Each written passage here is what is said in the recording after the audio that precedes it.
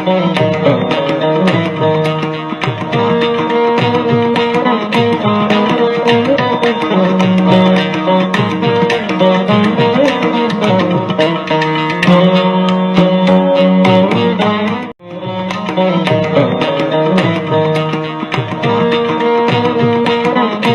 morning to all my brothers and sister councils, and in particular to those borrowers who are all aggrieved by the measures initiated by the banks and financial institutions under both RDB Act as well as sarfarsi Act. This is my fourth episode wherein I am sharing my knowledge and the experience which I gained in exclusively practicing debt recovery tribunal and appellate tribunal. On the last occasion, I was discussing with regard to issuance of demand notice under section 13(2) of the Act, which is a statutory notice, wherein the chief manager and designated authorized officer are issuing this demand notice, calling upon the borrowers to repay the loan within 60 days from the date of receipt of the notice. And I also advise all the borrowers to raise their objections so that the respondent banks or the banks and financial institutions reply within 15 days from the date of receipt of such objections in order to comply section 13(3)(a) of the Act. If the demand notice is not received by them under Rule 3, the bank has to take out a paper publication in two leading newspapers which are having wide circulation in the area, out of which one in Kannada language and another in English. Suppose if the property is situated out of the state in Tamil or in Kerala or in Maharashtra, the respective language of the state has to be due recognition, and it is a mandatory also to publish in those papers which are having wide circulation in that locality. If the demand notice is not received by the borrowers to the last known address, then the demand notice also should have been affixed on the conspicuous place of the scheduled properties also. Further, the said demand notice, that is called the statutory notice, should also be published in two leading newspapers as already stated. Suppose if this said demand notice are written, those written covers should be produced before the court stating that these are the unserved covers. Merely stating that we have served, we have dispatched it. No. The acknowledgement card should also be produced before the appropriate court where the borrowers are adjudicating these issues.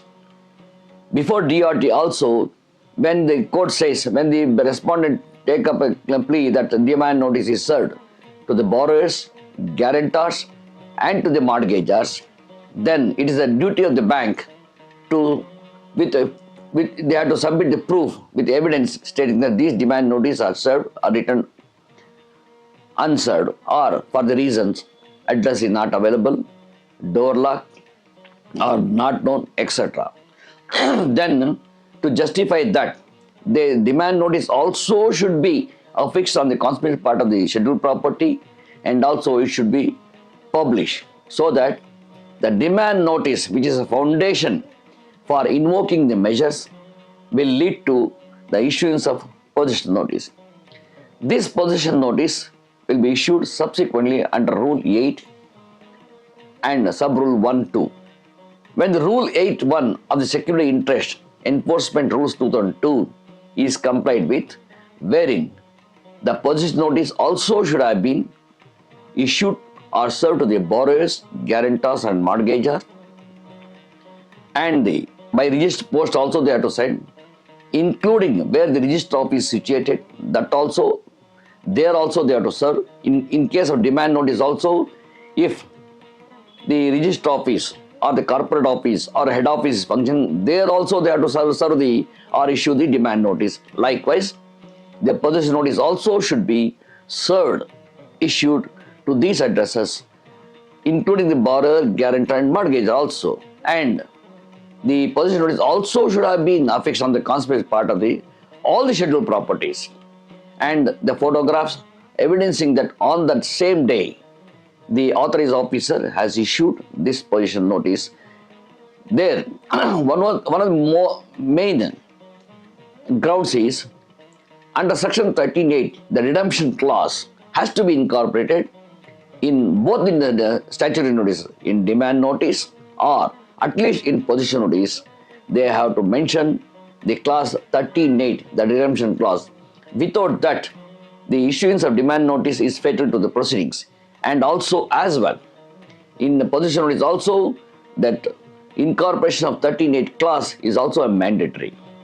Then paper publication also be taken out in 2 leading newspapers which are having wide circulation, that can be agitated, that can be rebutted by establishing that so many papers which are not having wide circulars or evening daily they will take, then that is not the mandatory provision. That is also a lacuna. Only the DRT is considering what are the lapses committed by the bank at the time of taking these measures. Otherwise, the DRT cannot adjudicate with regard to debt, interest or compound interest, penal interest. They are very particular about measures, whether demand notice is issued, 60 days notice is given, whether reply has been received, whether objection has been raised, or possession notice has been served, or affixed paper publication. So there is a limited scope is there. That is the reason you cannot adjudicate the interest portion or the debt. But if the debt is not legally recoverable debt, wherein the fraud has been taken place, when unauthorized debits are made without any justification, then you insist for statement of account. The statement of a loan account is also a vital document to bring to the knowledge of the court, stating that when the debt we are disputing it, the security interest created over that property, the interest that's called, which is added to the principal amount, in total they are claiming that amount outstanding, then when the debt is under dispute, they cannot invoke the measures under section 13.2 of the Act. To that extent, we can adjudicate by filing an IA to furnish the statement of account. Based on that, you can adjudicate. Suppose if DRT is in favor of the banks and financial institution, then on that IA only, you can approach the Honorable High Court of Karnataka by invoking the writ jurisdiction. And with this, the next course of action, what you have to take after issuance of possession notice, that I will come back to in my next episode. Thank you very much for viewing this.